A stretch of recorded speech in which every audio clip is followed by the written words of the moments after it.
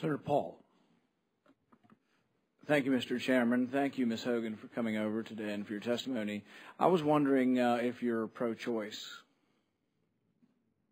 I'm pro-choice of bulbs. Well, actually, that's the point. And the point is that most members of your administration probably would be frank and characterize themselves and up front characterize themselves as being pro-choice for abortion, but you're really anti-choice on every other consumer item that you've listed here, including light bulbs, refrigerators, toilets, you name it. You can't go around your house without being told what to buy. You restrict my purchases. You don't care about my choices. You don't care about the consumer, frankly. You raise the cost of all the items with all your rules, all your notions that you know what's best for me. Frankly, my toilets don't work in my house.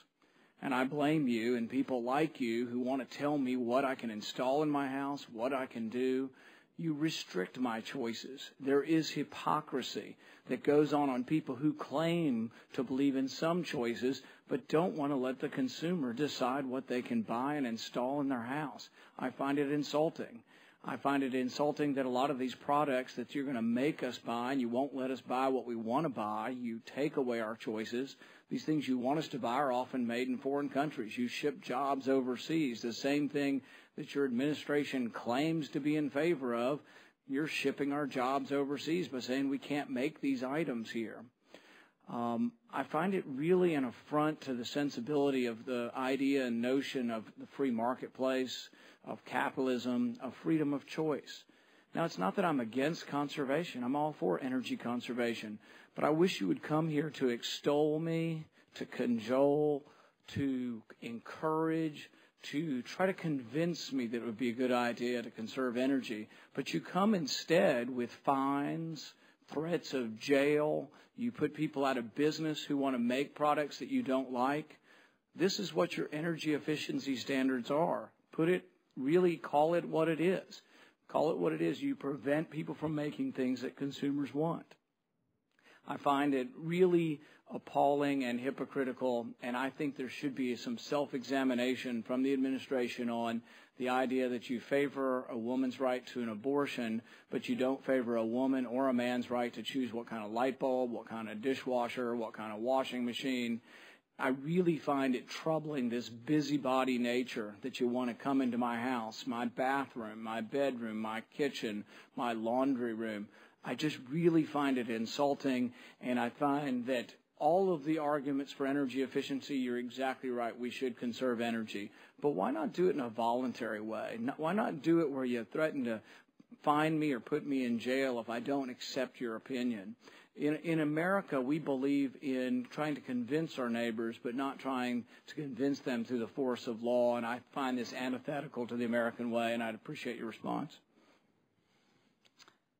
Okay, so I have, I guess, a couple of responses to that. One, I think the Appliance Standards Program is an example of really a great partnership between the Congress and the administration over many, many, many years. So much of what we are implementing really had its genesis in bipartisan bills that had been put forth at a number of different points over the history of this country for the last 30 to 40 years. But you restrict our choices, correct? And I really do not believe that the appliance standards end up restricting personal choice. I think I can't buy the old light bulbs. That restricts my choice on buying. Well, my view is what you want is lighting, right? And I can't buy a toilet that works. I can help you find a toilet that works. Are you going to pay for it? Everything costs more. To go back and retrofit the toilets that don't work, that no bureaucrat understood or flushed before they made us use them, costs money. It'll cost thousands of dollars to go back and add some kind of jet stream to the toilets. We don't even save money. We flush them 10 times. They don't work.